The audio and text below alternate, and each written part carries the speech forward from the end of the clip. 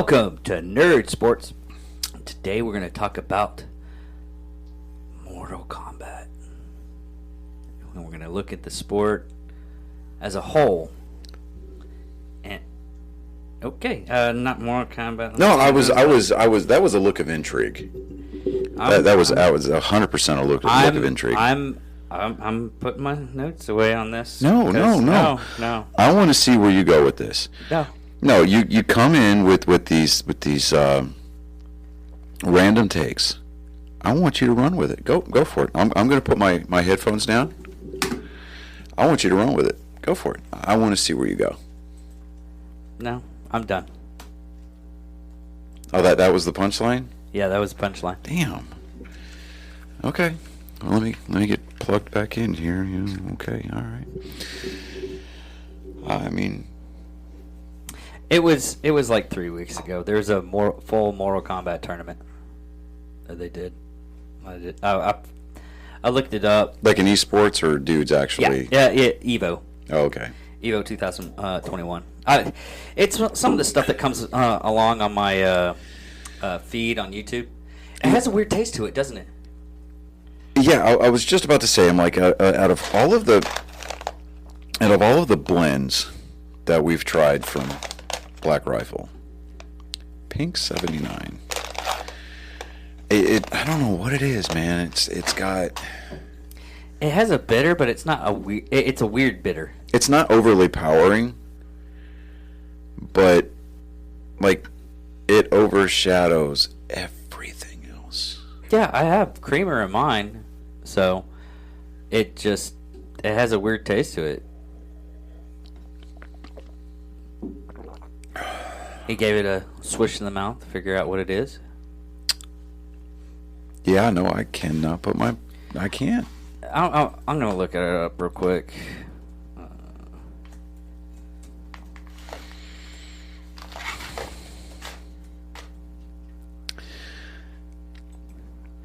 You know, I'm just gonna go out on a limb. This is my shot, Evan. You missed it on this one, man. Well, it's like any other. I don't think he missed it. I think on this one, I mean, everybody has their different flavors that they like and everything. I'll retract that. Didn't necessarily miss his mark, but it's more of a. He made this specifically for a unique section of his demographic. Yeah, it has a papaya. That's what it is. Yeah. Okay. Yeah. Because I was papaya, like, there's a little bit of a citrus on the back end of papaya. that, and I'm like, yeah, it had a little citrusy to it, but I hate papaya. I had to look it up. I was like, why does it taste like that? I mean, I'm not really feeling it, but it's papaya. It has a papaya. Yeah, papaya is really. I just like saying papaya. But now the reason why we're bringing this up, and we brought the copy up, and because we actually are filming during the daytime because we had the day off. But NASCAR, Black Rifle Coffee won NASCAR this weekend. yeah, no, it was the race in Darlington. Didn't they win it last year too? No. Okay, so when you're talking about win NASCAR, okay, so they've got a schedule, and every week they're at a different venue. Okay, this week they just happened to be at Darlington, and if I'm not mistaken, I believe that this was the cutoff race for the Xfinity race or series to get into the playoffs. Okay, and Noah Gragson, who drives for Junior Motorsports, he's sponsored by Bass Pro Shop, Black Rifle Coffee. Yeah. I think it's Real Tree Camo. I think whoever's on the hood is the main supporter. Yeah, I mean it was the Bass Pro Shop, but Black Rifle is their contingency sponsor. So yeah, I mean it's good to see Black Rifle get into victory lane again. Noel Gragson, he's had kind of a. I don't want to say he's had a snake bitten year, but it just they just happen to just like miss the setup on their car just just off by a little bit every week, and Their car's a Toyota? it's a Chevrolet. Yeah, that's not Noah Gregson's car. Oh, okay. That's Ty Dillon. Yeah, Noah Gregson drives the number 9 Bass Pro Shop Black Rifle okay. Coffee Chevrolet Camaro for Junior Motorsports. Oh, okay. Is Recchio so full? I'm the one that goes to races. I'm the one that watches that shit on TV. Anyway, so, but yeah, I mean, it was good to see Black Rifle Coffee, get back into victory lane with Noah Gregson. Noah's he's kind of, depending on who you talk to in the garage, he's either a spitfire, like a firecracker personality, or he's a punk. But he's just a kid, man. I mean, he's learning. Sometimes, yeah, his ego does get a little bit too big for his shoes. But, overall,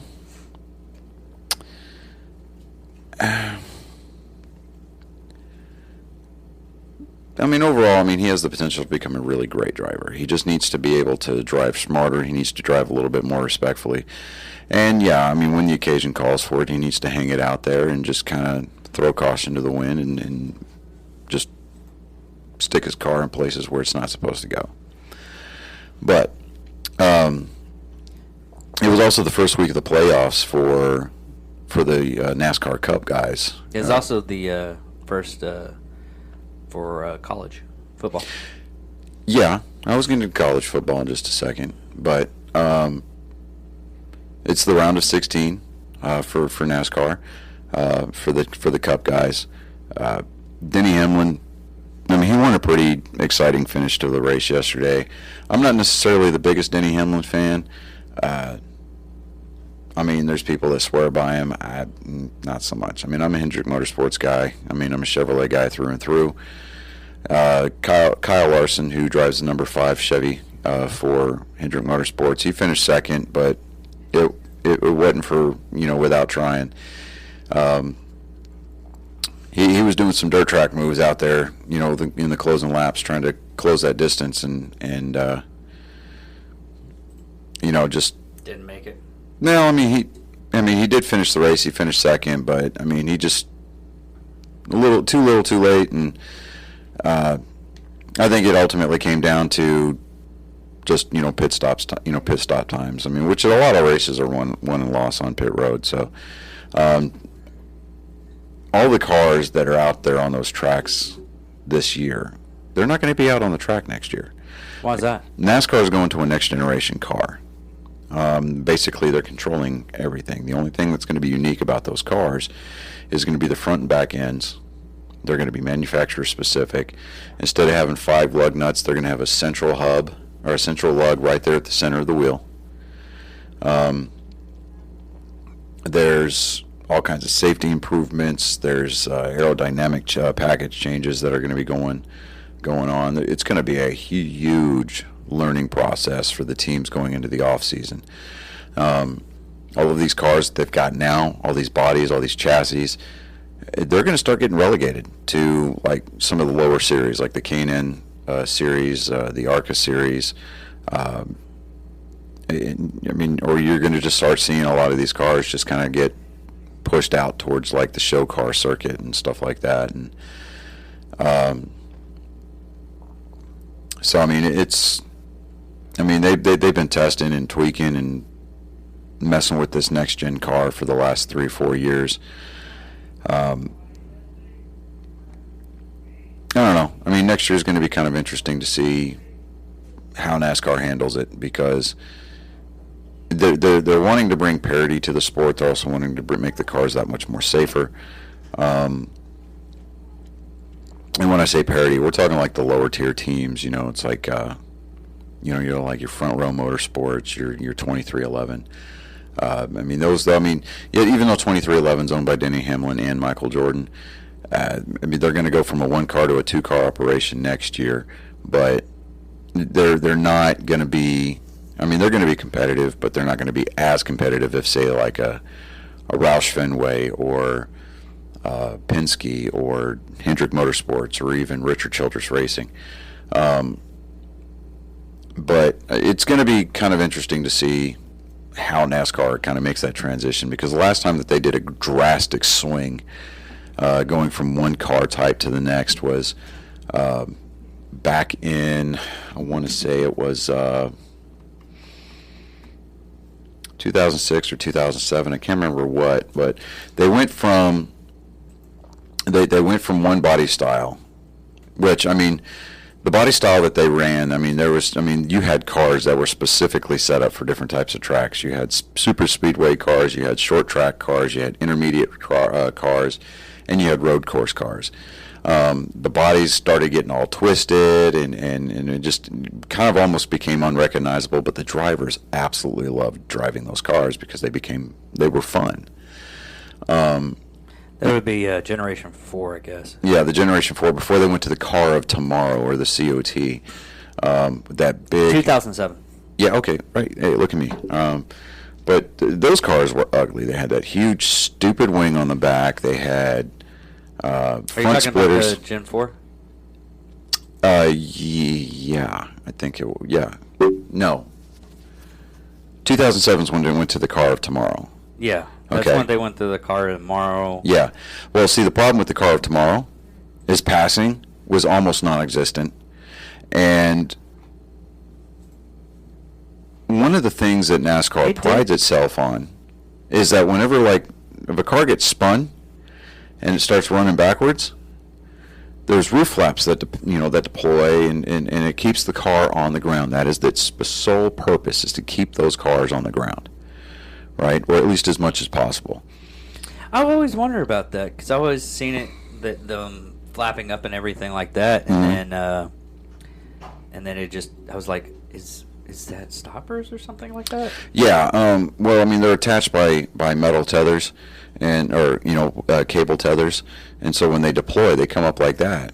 It's because the airflow is going the wrong direction, and it pulls those roof flaps open.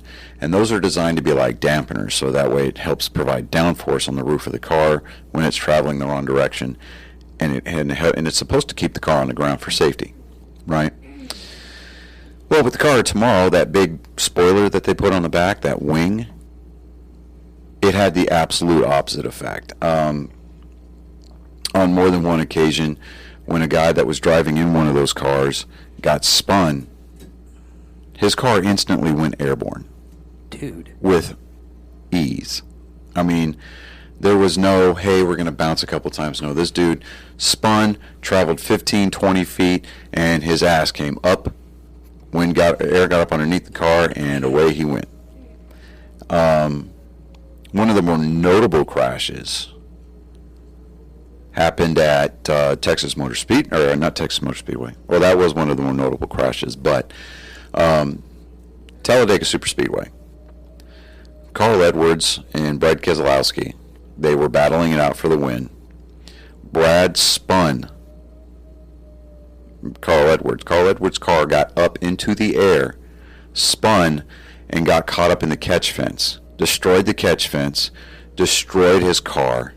A woman, there was spectators in the stands that were injured by flying debris and tires coming off of Carl Edwards' car. One woman, I think it was, if I remember correctly, she had to have her jaw wired shut because it broke her jaw when she was struck in the face with a tire coming off of his car. Good Lord. At 197 miles an hour. Wow.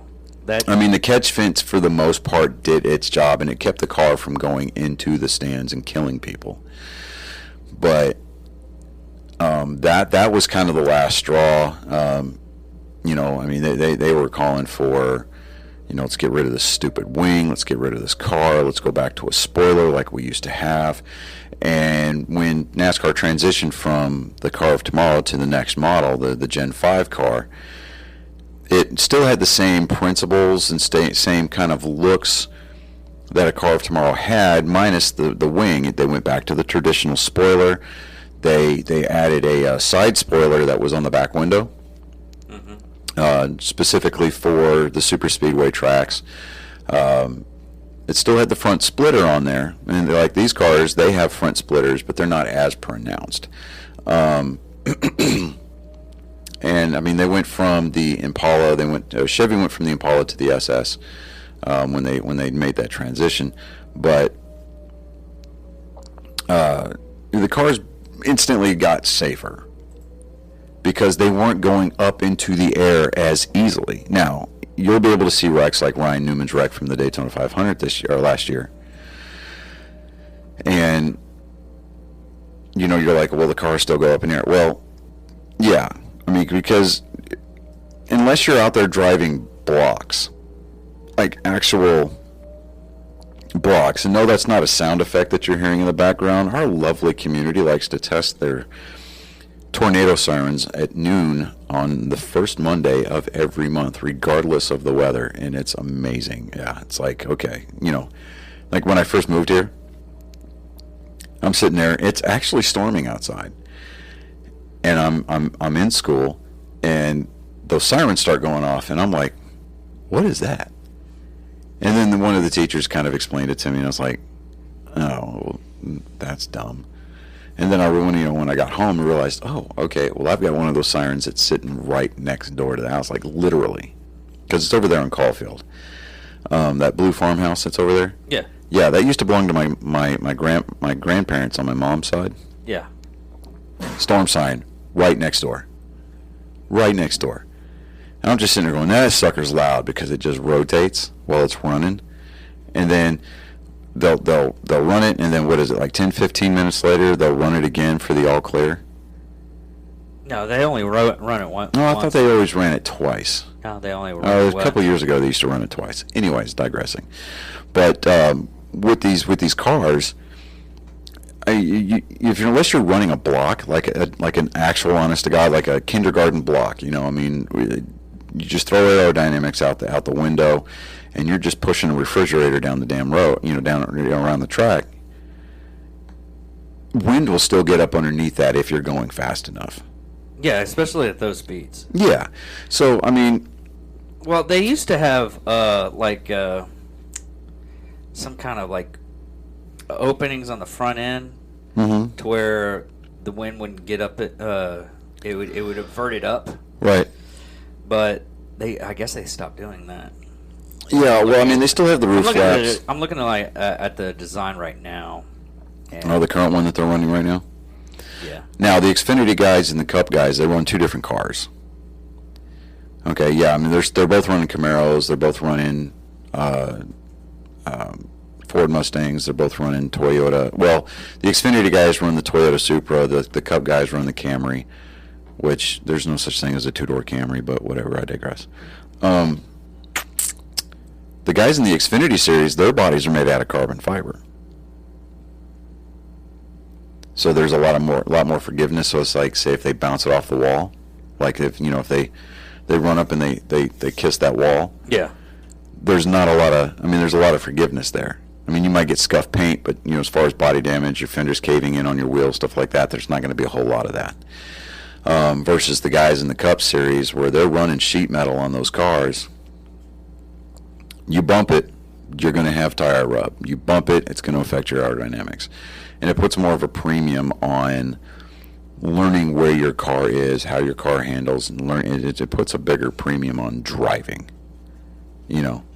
So, but moving on. So yeah, baseball's wrapping up, man. Right now it's Boston's actually, they lost last night, but for a while they were on like a 4 or 5 game winning streak. They moved up to third in the division. They're a half game behind New York for second place. They're also a half game behind New York for the wild card. And don't forget that Samu Liu stunned fans with the first pitch of the year. Yeah. And a backflip. Look at you all trying to report that like you were the one. Look at me. Anyway, so. Well, you would forget. I would not forget. I'm talking about baseball. In fact, I was about to segue into it as soon as I got done doing the standings. So, pump the brakes there, Fox and friends, and you should be okay. All right, okay. We're walking, okay. I really don't like papaya. One of the biggest stories out of the weekend was San Francisco and L.A. I mean, they're division rivals. And they are, they played this weekend in San Francisco. And yes, this is going to be my segue, so just Hakuna Matata. De-stress your breasts, calm your tits. Good boy. All right, so... he didn't see that I grabbed my breast. Yeah. I mean, he even licked his thumb and forefinger and tweaked it. Yeah, it was a sight. It was a sight. It was a sight to behold. Isn't that what you're supposed to do? True. Okay. San Francisco actually took first place, because of this series. In their division? In their division, they have a 1-game lead. Oh, wow. Over the Dodgers now. The Dodgers they basically own the first spot in the wild card right now over San Diego by 13 games. San Diego, they're still going to have a winning season, but if they're not lucky, and they're going to play the world's biggest game of fuck around and find out what happens. Cincinnati is half a game out of the second wild card spot. I mean, virtually the only difference between San Diego's record and Cincinnati's record is 1 loss, and that's it. 1 loss. That is a half of a game in the standings. Philadelphia, they're trying to figure it out. They're 2.5 games out of the wild card spot right now. St. Louis, they got upset in Milwaukee this weekend. The Brewers came back in the bottom of the 9th with a 5-run 9th inning. Capped it off with a walk-off grand slam to beat the Cardinals. And so, I mean, if we're talking about how that affected the division standings, it right now, Milwaukee's got a comfortable lead in the Central Division. They're going to win their division unless they just completely screw the pooch going forward. They're at 84 and 54 right now. They've got an 11-game lead over Cincinnati. And St. Louis, I mean, they're scuffling. They're at 69 and 66. They're right now they're just above 500, but they may or may not. I mean, it's up in the air right now as to how they're going to finish this year out. And I mean, but we'll see what happens. It's going to be an interesting little couple of week stretch here. I mean, obviously, at this point, I'm more focused on what the Red Sox are doing versus the rest of the division. And if it comes down to it, to where New York and Boston have to play that 1-game wild card game, I suspect that Chris Sale is going to start that game for Boston, and Garrett Cole is going to start that game for New York, and it's going to be a pitcher's duel, straight up pitcher's duel, and it's going to be whose offense figures out the other pitcher first. And with the fact that Chris Sale's just now coming back off of Tommy John surgery, he's pitching basically lights out. He got a no decision the other day, but other than that, he looks like he's back to his old form and then some. The Red Sox have had more exposure to Garrett Cole. There's more film on him this year, so they're able to watch. They're able to, they're just due to repetition. They've got more exposure to Garrett Cole than anything else. So, with all the trades that New York made at the trade deadline, right now, I'm really resisting the urge to be a homer and say I'm going to give the edge to Boston, because right now I just don't know. Because it just depends on what version of the Boston offense decides to show up to work that day.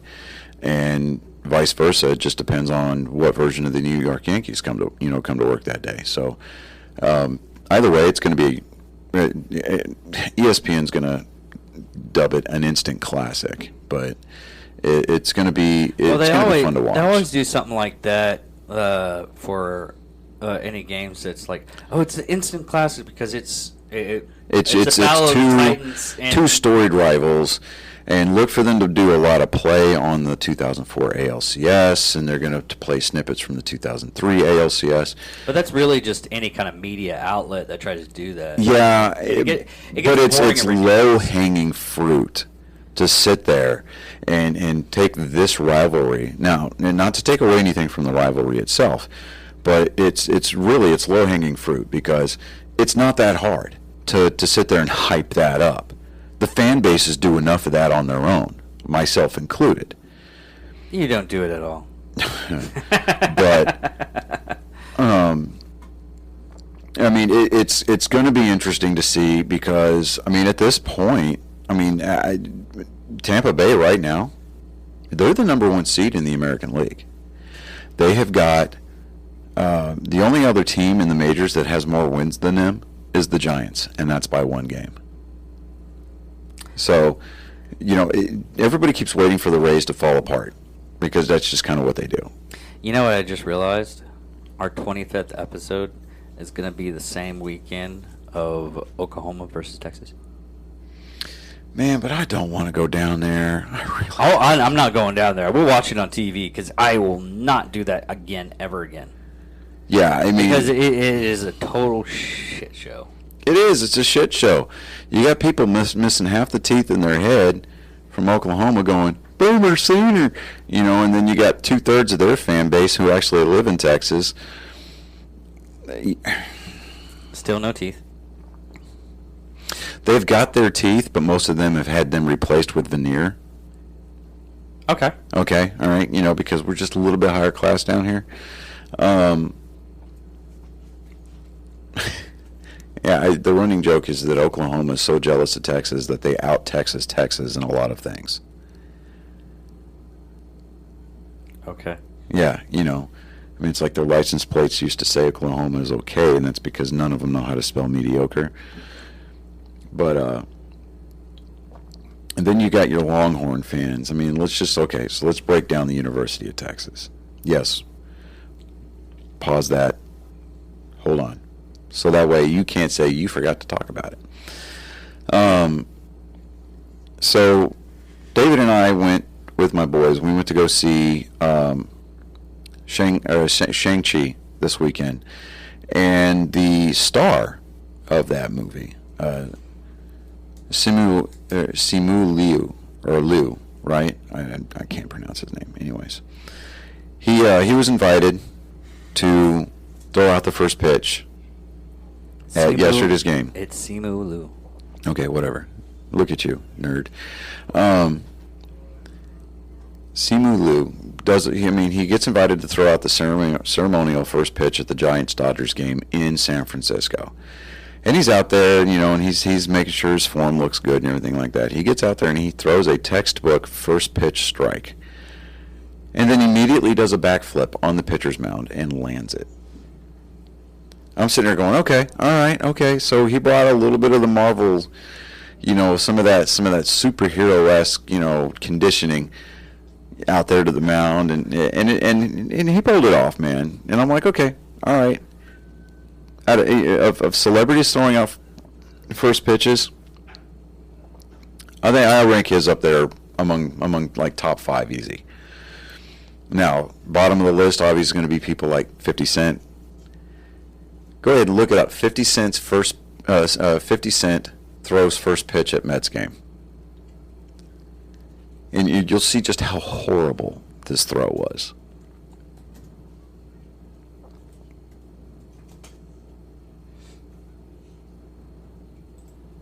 Okay. Look.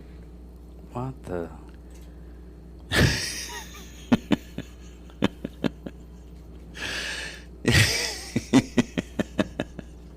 It's horrible, man. It's like... No, I was just looking at his hand.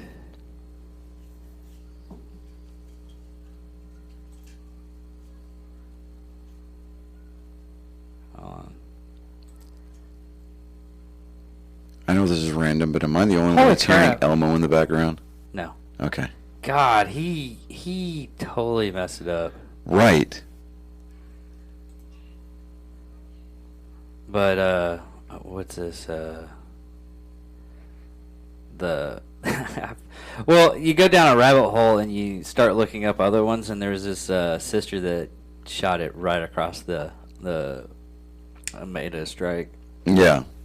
right across the home plate. But that was one of the best pitches. Oh yeah, definitely. Now moving on into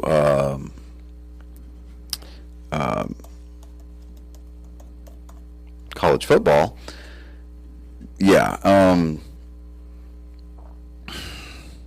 Today or this weekend was kickoff weekend basically for college football, and so there were a few upsets already. Well, Texas one of the first. The Longhorns won the first matchup against Louisiana. 38-18. Yeah. Well. Yeah. I mean, okay. So getting back to my point about Texas.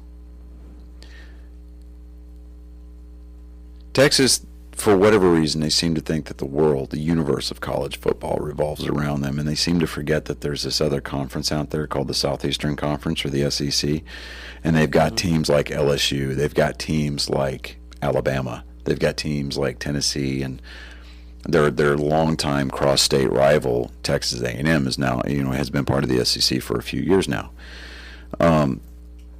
So Oklahoma and Texas, they were like, well, the Big 12 is kind of falling apart here, and our recruiting is down, and our teams aren't relevant so much anymore. We want to get in on this huge recruiting pool. So, I mean, they decided that they wanted to petition to become part of the SEC. And for whatever reason, I think they got their wish. But when they start playing week in and week out with these kids from the SEC, you're going to see the Sooners getting spanked back up to Norman. You're going to see the Longhorns getting swept back over to Austin. And, I mean, you're going to get a lot of fans that are going to be like, what the fuck were we thinking? And, I mean, it's going to take them a couple of years. I mean, they're not just going to come in here and they're going to be like, oh, hey, this is our house now. No. You are guests. You are still coming to us asking us where the towels are before you go into the bathroom to take a shower. I mean, Texas and Oklahoma, those are the kinds of teams that if they were a housewife, they'd be the ones that hang the toilet paper roll upside down. Well, on that note, the grandstanding Alabama. Nothing. No, that is just. I was like, okay, you said it. Fuck, all right, I got it. But the biggest contender is going to be Alabama, and second is Georgia, but North Carolina, and God, it started with a C, and Well, North Carolina, they lost this week. Clemson. Yeah. North Carolina actually lost this weekend, if I'm not mistaken. Yeah, I don't know why. Well, I'm looking at this as on CBS Sports for football, and North Carolina. They snuck in the top twos and everything like that. Yeah. And then they snuck in. I was like, North Carolina lost. I'm like, yeah. See now, as far as the top 25 teams are going to be concerned, the first couple of weeks before they start their conference play, it's almost like they're playing cupcake teams. It's kind of like, okay, here we're going to come in here. Yeah, it's full games. These stats matter, but they basically let radio using the field. I'm gonna avoid that one. But they use these first couple of weeks as like tune-up games. Now, we're talking about teams like Tennessee playing Bowling Green. Okay. I mean, they beat Bowling Green 38-6. Western Kentucky beat UT Martin 59-21. Let me see here on some of the Friday games. Yeah, number 10 North Carolina got upset by unranked Virginia Tech 17-10. Okay. Let me see here. Well, Oregon made 11th on this for the season. Yeah, Oregon, I mean, they beat Fresno State 34-24. Number 5 Georgia, number 3 Clemson. Georgia edged that game out 10-3. Texas A&M, they played Kent State. This is a perfect example of what I'm talking about. A cupcake team. We're going to fine-tune a lot of things, and we're just going to kind of add to the win column. Number 6 Texas A&M beat Kent State 41-10. Okay.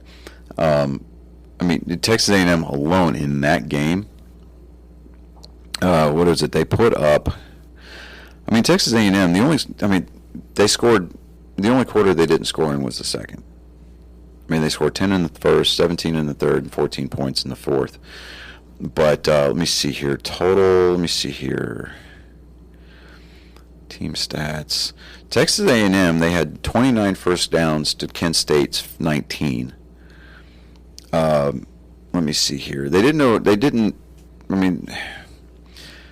For total yards, total offense, 595 yards of total offense to 336. Okay. Average yards per pass was 13.9 yards per pass for Texas A&M, 7.9 for Kent State. They both ran, 75 to 76 as far as like the number of total plays ran. Let me see here. While you do that, I'm going to look at the standings as of right now. Texas A&M did not punt this weekend. Not once. What? They did not punt the ball at all. How's that fucking possible? You're playing Kent State versus Kent State's 8 punts for 322 yards. I still don't get it. Okay. Um, It's not I don't get it. I'm not. Why wouldn't you punt? Well, if you're in a position where you don't have to, like, okay, you avoid those third and long situations, okay? Well, yeah, okay, I gathered that. I mean, because if you can get a good return, if you can grab a good chunk of yardage, like either your screen plays or over the middle type passes where you're dumping passes underneath the coverage kind of a situation on first and second down, and if you leave yourself with a third and short, you can run take your running back, throw them up the middle, or have them bounce to the outside, or you can do like a short yardage pass play, and those high percentage, high return plays, you can avoid having to get yourself into a fourth down at all. Now, Texas A&M did try to go for it on fourth down once, and they failed, and they turned the ball over on downs. But,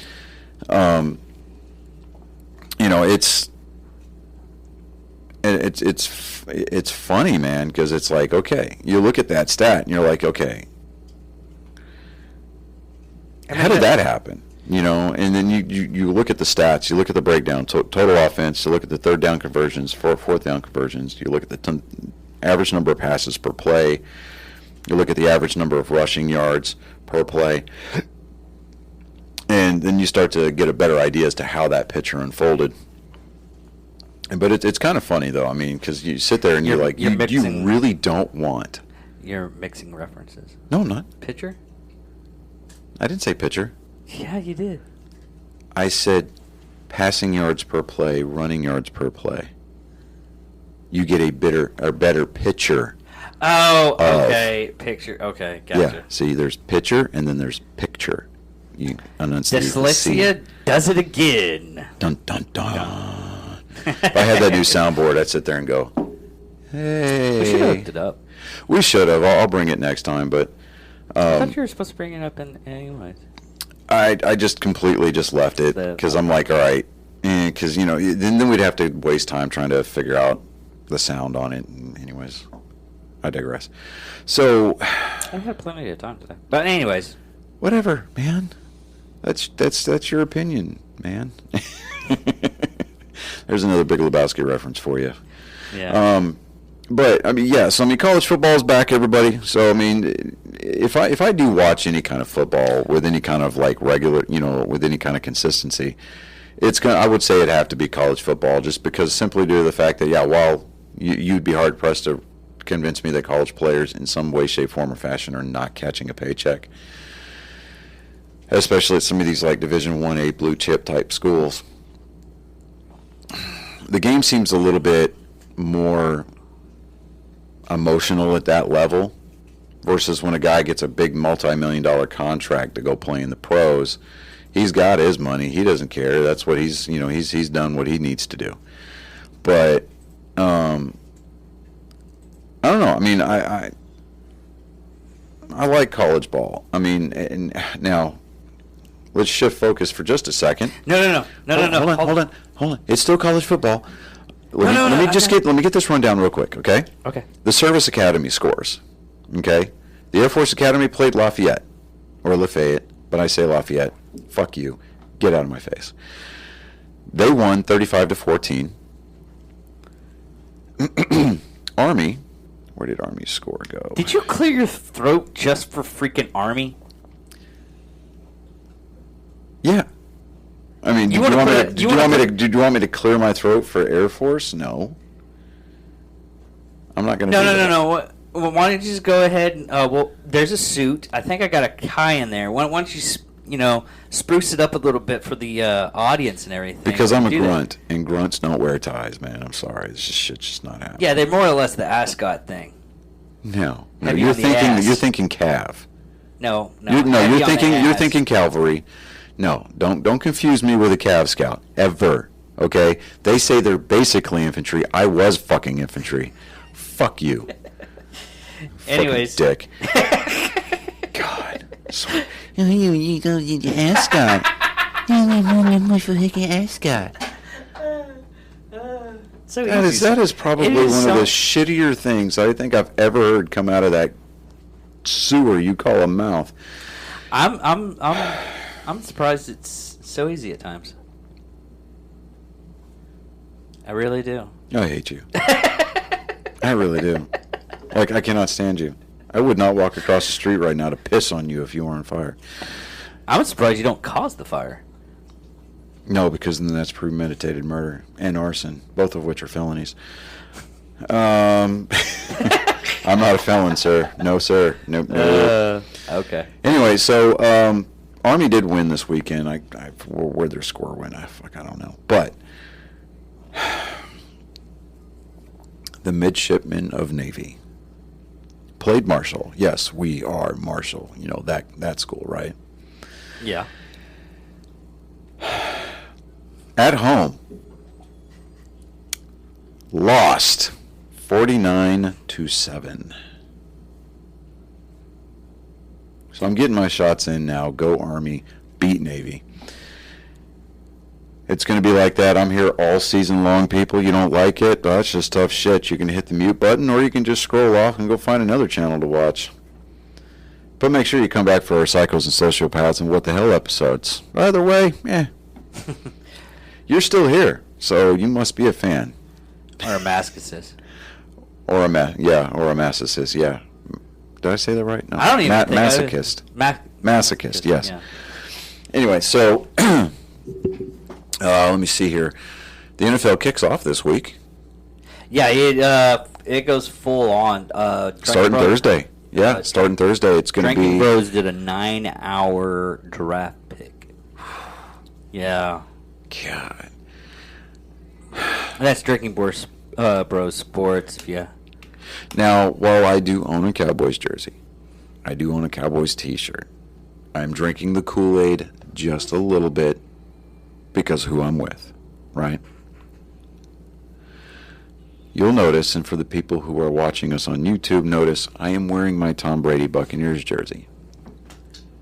That's because the season starts officially on Thursday night when the Cowboys visit Tampa Bay to take on the defending Super Bowl champions, Tom Brady and the Tampa Bay Buccaneers. I'm not a Buccaneers fan. I'm a Tom Brady guy. I've made this clear on more than one occasion. Okay? Yeah, just because he transferred from the Patriots. See, and Jerry Seinfeld brought this up. No, was it Jerry Seinfeld? I think it was Jerry Seinfeld. Jerry Seinfeld or Billy Crystal, one of the two, brought this point up. He says, people aren't fans of players anymore. They're a fan of laundry. That is true. And to an extent, yes, I'm a fan of laundry, but wearing a Buccaneers jersey, I'm by no way, shape, form, or fashion transforming or metamorphosizing into, I dare you to try to say that word, into a Florida man by any stretch of the imagination. Because I remember that meme with Senator Palpatine pops up into my head all the time. It's like being a Florida man grants you certain abilities that otherwise seem unnatural. No, I'm not becoming a Florida man at all. But I like Tom Brady. I mean, I'm not going to apologize for it. People that I was in the Army with, some of my dearest friends, are going to probably be like, give me a ton of shit for it. But you know what? I don't care. I mean, I'm not gonna capitulate and be like, oh, okay, well, I rooted for the Patriots because Tom Brady played for them, but now he doesn't play for them, so I'm going to say screw him. Like, no. Well, it was the same thing with Peyton Manning when he switched teams. Yeah, when he went from Indianapolis over to Denver. Yeah. You know, a lot of people still, they bought his Denver jerseys. Yeah. When he came back to Indianapolis to play as a member of the Broncos for the first time, Lucas Oil Stadium did this, huge tribute video to Peyton Manning. I mean, it was very classy. Now, the only time that I really am a huge, dedicated, bona fide fan of laundry, per se, is, when it comes to the Red Sox, right? Now, for example, Brock Holt now plays for the Texas Rangers. He played for the Red Sox for the longest time. Won a couple of World Series with us. I'm a Brock Holt fan. I like the guy. He's got a great personality. He's a leader in the clubhouse. Yada, yada, yada, right? Now, will I go out and buy a Texas Rangers Brock Holt jersey? Maybe. Will I wear it? No. I'll get a Brock Holt Red Sox jersey, take it to a game, and have him sign it. But if, and this has happened in the past, a member of the Red Sox goes to the Yankees, fuck that guy. Especially if they do it in the form of free agency and they go from the Red Sox to the Yankees. That's just something you don't do. Johnny Damon took him forever to earn the respect and the forgiveness of Red Sox Nation when he did that. Jacoby Ellsbury, back in 2013, played for the Red Sox, won a World Series with us that year, and then immediately, 2 weeks after the season was over, put this huge full-page ad in the Boston Globe, thanking Red Sox Nation, thanking the organization, because he went and signed a 10-year, $110 million deal, which at the time was huge. Yeah, it's like that one player that got 314. Yeah, I mean, it's almost chump change now. Yeah. But he went directly from the Red Sox to the Yankees. People throughout New England burned his jerseys and put that shit on social media. You just don't do that. And then we sat back and we laughed at the Yankees because they paid out all this money for this guy. The guy literally, out of the 10 years, I think they might have gotten maybe 86 games out of him because he kept getting hurt. And we weren't wishing that the guy got hurt. By no stretch. I mean, there are some Boston fans. Hell, every team's got a fan base and, got their fan bases that have that certain section. One of the Bostonians that are diehard Red Sox fan has a freaking voodoo to all that guy. It's just every time. Like I said, to my point, every team has that section of their fan base that are just complete douche nozzles that want people to get hurt. Okay? Yeah. I even at the height of, the core in playing for the Yankees, you're talking about Posada, Jeter, fucking Pettit, Mariano Rivera, Jorge Posada. you didn't want to see those guys get hurt, okay? Mm-hmm. Because it was fun watching them play because you knew that you were watching something special, right? But you wanted them to lose. You just didn't want them to lose because they were hurt. I mean, you wanted to see these guys fail on the field. You know, you wanted to see them lose and fail to the Red Sox like they did in very epic fashion in 2004. But moving on, you know, I'm actually kind of looking forward to the NFL season this year. Unlike last year, I mean, last year was just a big political statement, and it was not a good look at all. I mean, it was. I mean, once the season got going finally, and people were starting, as the season kind of grinded on, you started seeing some of these teams, some of these organizations start to relax their COVID protocols and started letting fans back into the stands. With the exception of the Super Bowl, it, you know, where it was just kind of like a, hey, we're inviting our richest friends to come buy tickets for this event. It was nice to start seeing people there. You know, like last week when I went to AT&T Stadium with my girlfriend, her sister, and another friend of mine, my girlfriend had made the comment that it was nice to see normal. I mean, the stands were packed. Nobody wore a damn mask inside that place. No, nobody. We were there to watch a ball game. We had fun. We yelled. We cheered. You know, we had a good time. And we did it without worrying about anything. You know, it was nice to see that return to normalcy.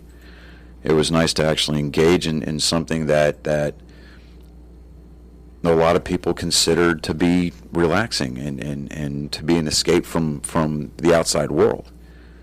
And it was just nice to see that. And I mean, baseball, they've been kind of leading the charge on it along with NASCAR about letting fans back into the stands and things of that nature. But it was refreshing to see, especially with an NFL team. You know, fans being in attendance to the degree that they were last Sunday. So I'm looking forward to watching a little bit more football this year, and I think a lot of that is going to be because, one, we're doing this show now. And I've got to focus on other things besides baseball. I mean, I don't want to be that one-dimensional guy. Well, that's the thing about doing shows like this. Yeah, when we first started and everything like that, it was more or less the whole kind of your favorites, NASCAR and baseball. But I had to bring up a little bit extra stuff every now and again. It's like with basketball and all other kinds of stuff. And you start to...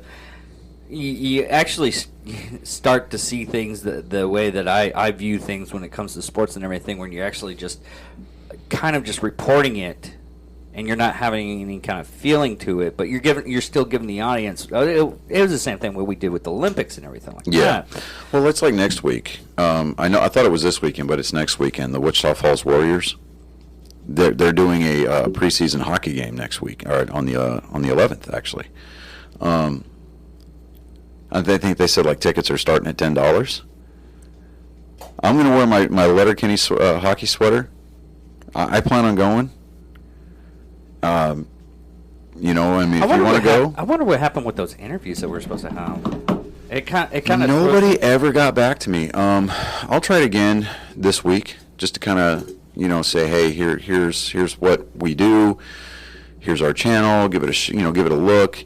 You know, we would really like to be there at the game and try to get at least some takes from some of the players, you know, before the game or after the game, kind of a deal. But I plan on going just simply due to the fact that, I mean, it's one more thing for us to be able to do here in this town. As much as the city council here tries to kill it, you know, I've actually went to only like one game, and that was only because the chick that I went on a date with wanted me to go. No. She's like, I'm going to go see hockey. I was like, okay. I mean, if you don't want to go, fine. That's on you. No, I'll still go. I'll still go. Yes, I mean, it'll definitely be something worth looking at. I'm gonna call the box office probably tomorrow during the day to find out when those tickets for because all the proceeds are supposed to go towards like a nonprofit charity here in town. So, I mean, yeah, you can get nosebleed seats or whatever, but I like to sit on the glass. And then there's an area down behind the net on, I think it's the actually the best seat western side of the rink. Yeah, you can actually get down on the on the floor right behind the goalie's net, and you can see all that action going on behind the net. Yeah, that's what I was about to say. Is the best spot really is if you want to see a lot of the action, everything is right behind the goalie. Yeah, one of the goalies at least. But yeah, that's something I want to check out next weekend. I mean, if anything else, we can just take our phones, we can shoot some footage, and we can just kind of compile it and come up with an episode there. But not necessarily doing it for the clout. I just want to go just because, one, I want to wear my new hockey jersey. I really do. I want that one random person to just see the name on the back of my jersey and go, "Fuck you, Shorzy," and I'll be like, "Fuck you, Riley. Give your balls a tug there, Ted fucker. Come get your mom and get her out of my house. It's embarrassing." I just want to chirp back, because people that watch that show just go back and forth, and it's hilarious. But anyway, so that's it for the. Yeah, that really is. Yeah. It's something that I didn't bring up. There was a kid who played in the College World Series, the Little League World Series. Uh-huh. Let me see here. Well, while you're doing that, this just came up on my stuff. It's some kind of judging thing where a kid, apparently he was abused by his family and everything like that, to the point to where the judge kept on asking him, was like, "Well, your aunt..." No. Time out for just a second. Time out for a second. The views and opinions of this following story do not directly reflect the show or its opinions or the host or the co-host of this show. With that in mind, I yield the floor back to Mr. David Dickerman. Anyways, apparently the kid was abused severely by the family, and he ended up, the judge asked him, it's like, "Well, we're going to send you to your aunt." And the kid was like, "My aunt beats me." "What about your grandparents?" "Well, my grandparents beat me." "And what about any other family members?" They had to cut the court and everything like that, and eventually came back and they sent him to the Dallas Cowboys because Dallas Cowboys would never beat anything. Booyah. And okay, so I literally forgot to put that joke. I was going to say it later, and you started talking about the Warriors and everything, and I started getting. So there was a kid, or is a kid, that he was playing in this year's Little League World Series from the South Dakota, their team there. This kid's name is Gavin Weir. He threw a total, I think it was like 4 no-hitters during the Little League World Series. He only gave up 1 hit over his last 8 games. Oh, wow. Now, you're going to get a lot of the cynics. They're going to be like, that kid's on track for Tommy John surgery before he's 18. But, I mean, as long as he's taking the time to rest during the winter and he's not throwing all year round, his elbow is going to get stronger. It's going to become more durable. As long as he's not trying to overdo it, then I think he should be fine. But I mean, it was as long as he takes steps to make sure it doesn't go. Yeah, and across that 8-game stretch, I mean, he struck out like 114 of the 132 batters he faced during that 8-game stretch. Yeah. And that's some video game shit right there. Yeah, that's really... And that's with the difficulty level turned all the way down. Yeah. But yeah, other than that, I mean, that's all I've got really for this week. I'm still waiting to hear back from Van McElroy to try to get that interview set up. And I mean, push come to shove, what I'll do is, I mean, because he lives in Uvalde, so and that's like 4.5 hours away from Lake Jackson, Angleton, that area over there, where I would be I'll be going down there the weekend of the Sometime 23rd, 24th, 25th, and 26th. I'll be coming back that 26th or whatever, right? Yeah. This month. So it's going to be the fourth weekend of the month, last weekend of September. Yeah, there we go. I'm not making that drive to Uvalde. No, it's just not going to happen. If anything else, what I'll try to do is I'll see if he just wants to Skype or Zoom or whatever. I'll figure out a way to record it, and I'll just send you the raw footage, and you can do whatever you want with it. I'll make sure that when I go down there, I'll take my setup with my boom mic and my soundboard, and we'll go over the whole, shooting video from my phone, and then, try to do that. Well, you can do it through your laptop. Yeah, Yeah, I could do that. I could just do the whole screen record thing or whatever, because Zoom lets you record too. Yeah. Yeah. Okay. So, but if anything else, I can just do the interview, and I can just try to run that.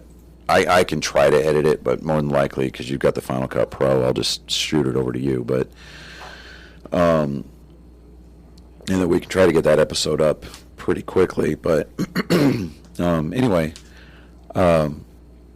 yeah, that's all I've got for right now. So we brought our bows over today. I really need to start getting, back there behind the string a lot more. We should have been doing this in August, but it was getting like Dude, stupid hot. Ridiculously hot. And plus the humidity was not our friend. Mm-mm. And humidity is going to throw the shots off. Yeah. It's going to jack with the strings. I have been keeping my bow in the case in an air-conditioned, climate-controlled room. Because it's a brand new string, whatever. I know it needs to get broken, whatever. But I have not. Plus, on top of the fact what we do at work, by the end of the day, Yeah. I have no interest of doing anything except climbing into the shower and then pouring myself into the bed at the end of the day. That's all. Yeah. Well, on that note, thank you for watching Nerd Sports, and I'm David Dickman. I'm Johnny Skelton. And thank you for watching. Goodbye.